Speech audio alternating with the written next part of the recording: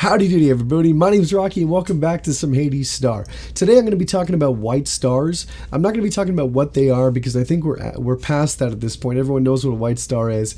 I'm going to be talking about post white star. We just finished our first white star in our corporation, Void Corp.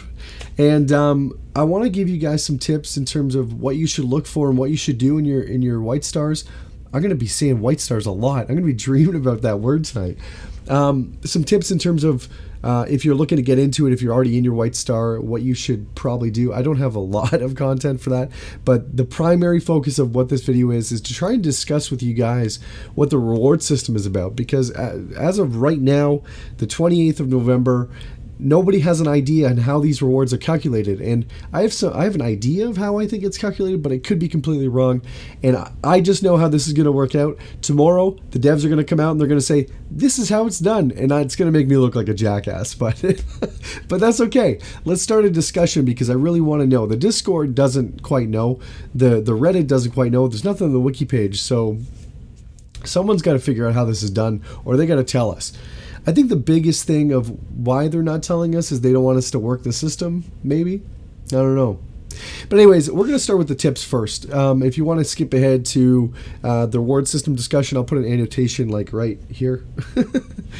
Okay, so what you're going to see here is in the video itself is us playing our white star, which was a 5v5 that we ended up winning with 4 relics. They got nothing. We destroyed all of their ships. And basically what the biggest lesson learned here, I think, for us as a corporation is you have to not commit fully to a full range movement. You don't want to set, I'm going to go 4 sectors over to that asteroid field and hit and commit. The reason you don't want to do this is because everything is ever moving, if you will. People are going to counter what you're doing, and if you don't have time to revert what you've selected, that's going to become a big problem. So what you want to do, instead of selecting your movement from a full 4 sectors or whatever far away, is try and hop between your asteroid fields. What that will allow you to do is, if you've got your selection to the first asteroid field and your second one to another asteroid field, and it takes you 4 hours to get to the first asteroid field, something is likely going to change on their end within that 4 hours of the asteroid field movement, and you're going to want to maybe change your direction, change your trajectory, and it's really important. So again, don't set your full range of movement because you're going to get caught up and it's going to screw you. And I don't know if I'm going to get around to showing this full video in the background here, but you're going to notice that mistake was made by a lot of people, not just our team, but their team. I think ultimately their team, with the full commitments, as well as it doesn't appear they were communicating at all. Which segues into my next conversation is communication is so key. If you've got a corp that's got Discord, or if someone's still using TeamSpeak or Vent out there, it's really important you guys coordinate. You know, you don't have to do a voice chat. Voice chat helps a lot, but just communicate through text, communicate through typing, whatever it may be.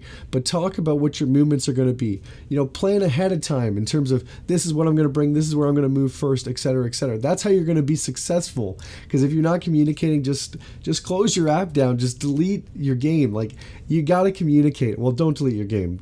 I mean, Hades Star is awesome. I'm just saying, it's so important to communicate. So that's tip number 2. Tip number 2.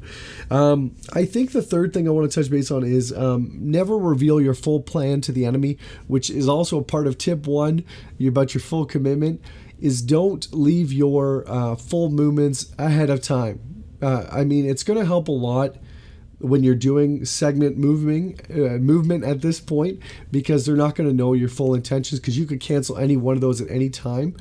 But don't assume that what you set yourself 20 hours from now is what you're going to be doing 20 hours from now, because the time machine is ever changing.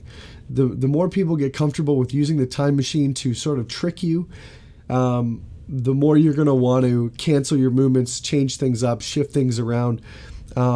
What you're going to see in a part of our video here is they do commit to one part where we can't catch them. They get around, they turn around, and we sort of intercept them. But then prior to their waypoint movement, they cancel at the last minute and decide to go a different direction. So don't assume that you know what they're going to do. Don't let them see what you're going to do ahead of time. think about it. And, if you got to set yourself reminders and stuff like that, it's important. I know they talk about when the white stars come out that it's not going to be something that you're going to have to micromanage because it's over the span of X amount of hours, these 5 days or whatever the white star is. But you do it does become a thing where you're going to check in so frequently or set your alarm and et cetera, et cetera. So that's basically, I think, the biggest lessons learned during the white star. The last tips are just post white star. If you want to know in terms of how many relics people have gotten, it's going to show up under their name now and description how many relics they've actually pulled out of white stars as like an orange little up arrow. And on top of that, inside your corp itself, if you click on that, you're going to notice, not click on the arrow, but you're going to notice a white star logo right below that arrow, and that's going to let you replay your white stars. Now, I don't quite know yet if that's going to be all of your white stars in the past or just the last one, because I can only see one since that's all we completed. But I thought that was really neat. I was really worried that I wasn't going to get to see my replay and, record it for you guys, because you can't expect to leave my recording app and open for 5 days recording this video for you guys. I got to replay it. So that's what you guys are seeing in the background here. Anyway, segueing into the biggest part of my video, and that's talking about the reward system that nobody quite has a handle on yet. And what I've done is I'm going to pull open for you here. I don't know if I'll leave the video playing in the background because math can be quite boring and I'm not very good at it. So let's see if I can get both these things on the screen here somewhere. And basically what you're going to see on the screen here is I've got Notepad++ open up here. My college teacher would be very upset that I'm not using Excel for this, but I don't care. Notepad++ is the best thing in the world. For those of you that don't use it, go download it. I know it's more of a programmer's tool, but I use this thing for everything. So what you're going to notice is these are my rewards at the top, and then below it I've been sort of reading the Discord between the lines in terms of what people are giving me for information to try and figure out how this stuff is calculated.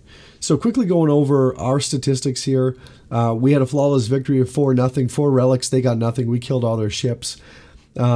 You're going to notice I've got this tiered off into levels and what their reward was right here. So reward for coin and hydro, the cap, because I was playing around with it, the cap may have been a factor in what your reward was. And what this little bracket here is my math.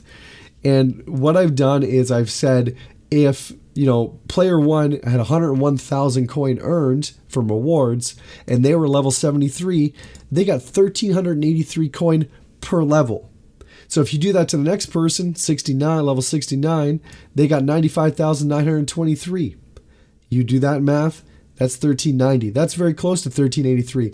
And the 4 of them, and the reason you're seeing player 5 is incomplete is because he likes to keep his inbox clean and deleted his rewards and he couldn't recollect what he got. So just 4 people within my corp, this is their stats, and everything equaled out to about, averaging about 1,385, whatever the math may be, around the high 1,300 mark.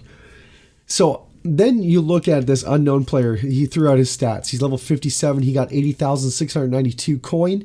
You do that math, it equals out to be 1,450. Again, around that 1,400 mark. I don't think this is accurate because nothing else in the game is really based on level except for your building your you can't build certain stuff until you're a certain level, but your rewards in red stars are based on how many relics you pick up, how many enemy ships you kill. Whereas the white star doesn't seem to be focused around that, it seems. I also played around with the idea that maybe it was a base. Well, I guess I wasn't the only one. Shout out to Fire on that one. But maybe it's a base number, plus you get X amount for Serb ships killed, plus you get X amount for relics pulled out. I don't know. Right now I'm going with a win is, the math still doesn't quite line up because the numbers are a little too fluctuated. If we go by percentages, they still fluctuate a little bit. But if we say, again, I have a tied score here. What you're going to notice here is that I have a unknown player 2, 61,000 reward at level 91, equaled out to be about 670. He was saying most of his members were the same average, about 660, 670. And they pulled out 6 relics, which doesn't seem to play a factor, I don't think. But maybe it does. So if you do the math on this, let's say that for a win, you get 1.5% reward for your stuff. And if you get a tie, you get a 1% reward. And nobody's come forward with losing stats yet. So let's play with 0.5% if those are the numbers we're going with. Now I know that this equals out to be like 1.7% and 1.4%. Something is not quite right. A base plus exponential amount, is that the proper word, for each something killed or artifact gained makes more sense because the numbers aren't quite in a percentage level, I guess is what I'm trying to get at. Oh my God, I'm boring myself with all the math here. So we're going with it's a percentage, even though that doesn't quite line up. I really like to know everyone's thoughts on this. If people want to put their stats down below, or, I think somebody finally threw up a Reddit today at 2 hours ago on what their stats were. We're going to get to the bottom of this. And like I said at the beginning of the video, the devs are going to come out and they're going to say, oh yeah, by the way, this is how it's calculated. Or maybe they won't because they don't want people gaming the system. I don't know. But the last thing I'm going to touch base on is a calculation for the crystal overflow. It just absolutely makes me laugh. So down here below, what you're going to see is this calculation I've done. And the calculation is explained as this. My cap is 27,150. I had, before I got my reward, 24,511. So that left me with a 2639 reward is what was dumped into my bank. So if we take what they gave me of 27.2 and I take away that, it leaves me with 24,561 hydro is what I should have got. So if you try and calculate that into basically crystals, because a 10% crystal is going to cost me approximately 2,800 hydro, which is 10%, was approximately 144 crystals. So for 2,800, let's go, times 8.75, that gives me about 24,500. Not quite the right number, but if you were to try and say, okay, if it costs me 144 crystals for that 2,800, and I need to do that 8.75 times, it's effectively going to cost me 1,260 crystals to get that much hydro that I lost. But instead, they gave me 65 crystals for the hydro I didn't get, which equates to approximately 5% overflow. They tell you that they give it to you in a reduced manner, but they don't tell you by how much. And my calculation is about 5%. So you get about 5% of the reward that you can't hold in your storage. Which I guess leads me to my last tip is make sure before you finish your white star, you completely empty your bank account, coin, hydro, and all. Because you don't want to get that overflow. It's not worth it. It's completely not worth it. A lot of people got screwed on the end of their first white star. Anyways, that's going to do for my rambling and my awful math. I really like to know everyone's feedback on this. I don't think it has to do with relics gained because that doesn't quite make sense when we're crunching the numbers. Something to do with the level maybe, a base plus a percentage. I don't know. I want to be the first one to throw that out there because I'm not finding a lot of content online and we need to start a discussion about what people are getting on the wins, ties, and losses. If they're not going to tell us how this is being calculated, let's figure it out for ourselves. I don't want anyone gaming the system, obviously, but I think it's important for everyone to know that once you jump into a white star, what you got to do to earn the maximum rewards. That's going to make this this dynamic even better. The White Star event itself is absolutely fun.